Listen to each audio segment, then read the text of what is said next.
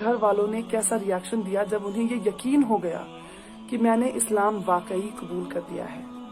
जैसा कि मैंने आपको पहले वीडियो में बताया कि अक्टूबर मंथ में मैंने अपने पापा को SMS के थ्रू बता दिया था कि मैं इस्लाम कबूल कर चुकी हूँ। पहले मेरे पापा ने ये एक्सेप्ट नहीं किया, मेरे फादर साहब ने ये माना ही नहीं। उनको लगा शायद ये इन्फ्लुएंस है, असर थोड़ा बहुत होता है, जो आप रेगुलरली जो आप देखते हैं सुनते हैं, जिस माहौल में रहते हैं थोड़ा सा असर हो जाता है, तो शायद ये वो असर हुआ है इस पे।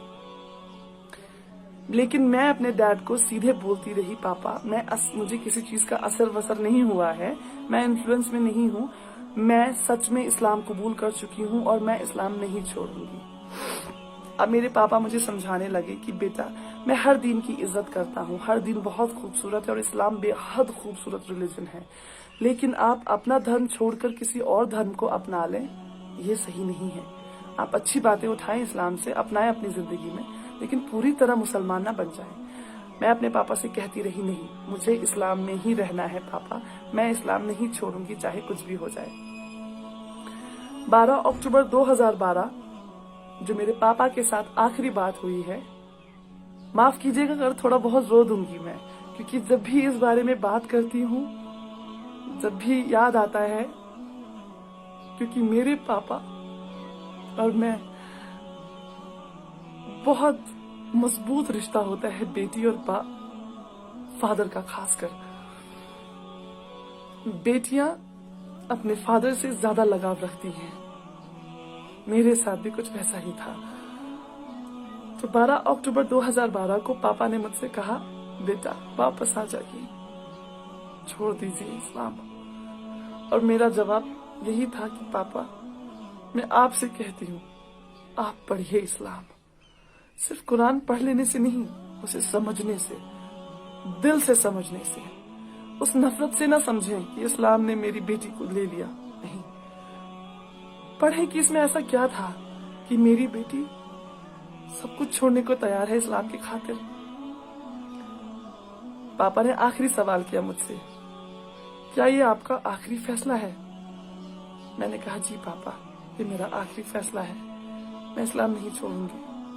और मेरे पापा ने फोन काट दिया।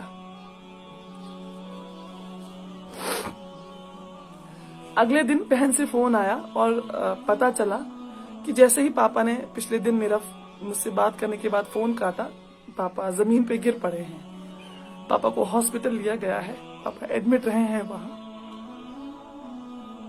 1 साल तक मेरे पापा ने कुछ खाया नहीं, कुछ पिया नहीं, ग्लूकोज पे रहे हैं वो। न जाने अल्लाह की क्या रहमत थी, अल्हम्दुलिल्लाह वो जिंदा रहे।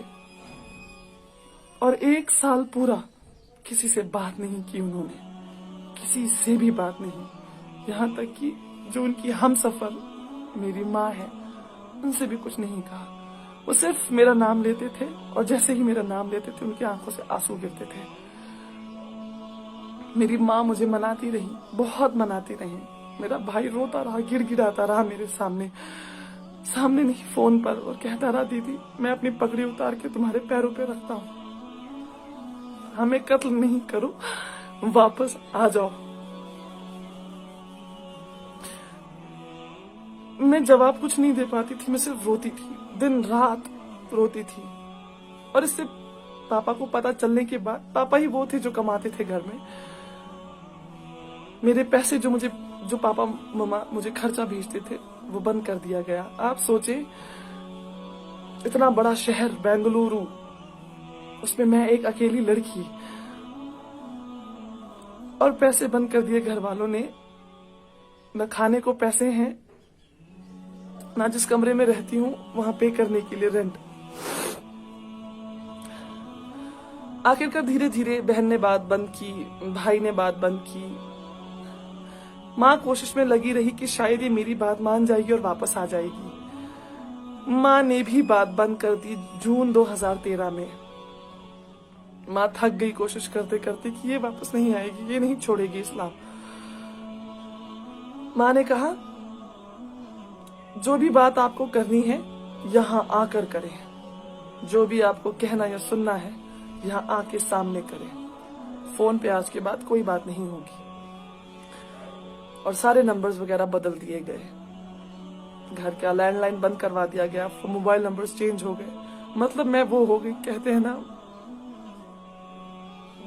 बिल्कुल बेसहारा। बेशक मेरा सहारा अल्लाह था, मेरा ईमान अल्लाह था, मेरा यकीन अल्लाह था। लेकिन जरूरत होती है, माँ बाप की जरूरत होती है। खुदा का निजाम ही कुछ ऐसा है, माँ बाप वो मोहब्बत औलाद से, और वो औलाद के दिल में मोहब्बत अपने माँ बाप के लिए, ये खुदा ने कुछ सिस्टम ही ऐसा बनाया है। तो जब वो मेरी जड़ें जब हिल गई, मैं कमजोर पड़ गई, और यहाँ से माँ बाप ने पैसा भेजना बंद कर दिया था पहले ही, मजबूर होकर मुझे वो कमरा छोड़ना पड़ा और मैं जाके रहने लगी एक मदरसे में। वहां पे गरीब लड़कियां और अनाथ लड़कियां रहा करती थी। मैंने वहां रहना शुरू किया। सबसे अच्छी बात यह हुई कि मैंने अरबी सीखी वहीं पे। मैं जो अरबी में आज कुरान पढ़ पाती हूँ, मेरी पहली बेसिक तालीम अरबी की उसी मदरसे में हुई, और बहुत कुछ सीखने को मिला कि मैंने तो फिर भी 23-24 साल माँ बाप के साथ रही हूँ। माँ बाप ने इतना अच्छी जिंदगी दी है, हमेशा ख्वाहिशें पूरी की हैं। वहां वो बच्चियां थी मदरसे में जिन्होंने बचपन से अपने माँ बाप को खोया है। कोई नहीं है उनका सिवाय अल्लाह के।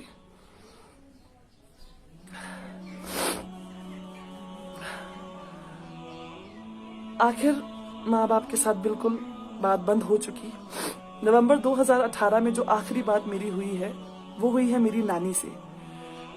मैंने अपनी नानी को किसी तरह, मुझे उनका नंबर याद आया, एक दिन क्लिक हुआ अचानक से। मैंने